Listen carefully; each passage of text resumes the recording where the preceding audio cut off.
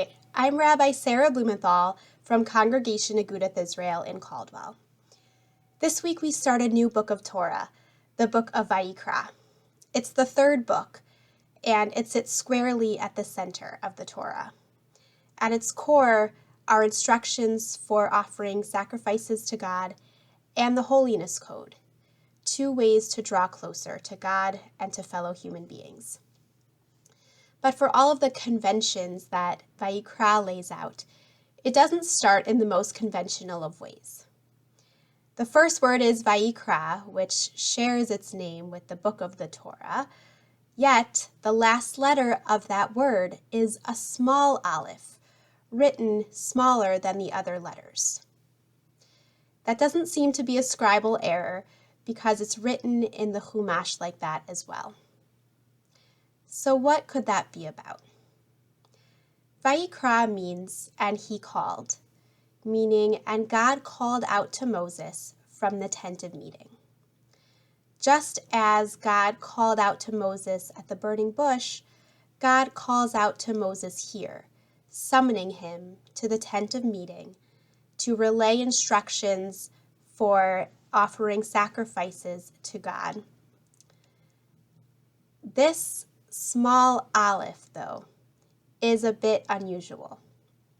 And the Baal HaTurim suggests that Moses himself wrote the aleph smaller than the other letters. He actually wanted to write Vayikar, which means, and he happened upon, the Baal HaTurim teaches. But God wanted him to write Vayikra, and he called out, making it an intentional act. And God did so out of love. So Moses compromised by writing the aleph smaller than the other letters. I think this is quite relatable. It seems that Moses needed a confidence push from God. Perhaps he didn't quite believe that God would choose him to be the leader of the people, that God would come to him and call out to him intentionally, rather than simply happen upon him as if this were an encounter by chance.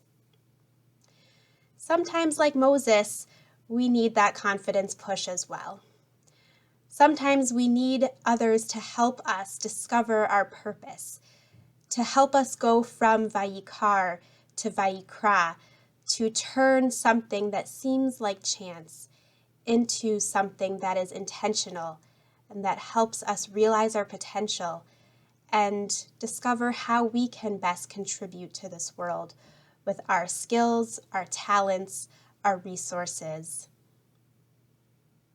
And yet, that small aleph still plays a role. When it's spoken, it's barely audible. It's really just a breath. So sometimes it's also helpful to get quiet and listen internally to the still small voice of the aleph within each of us. And from that place, we may hear God calling out to us. Shabbat Shalom.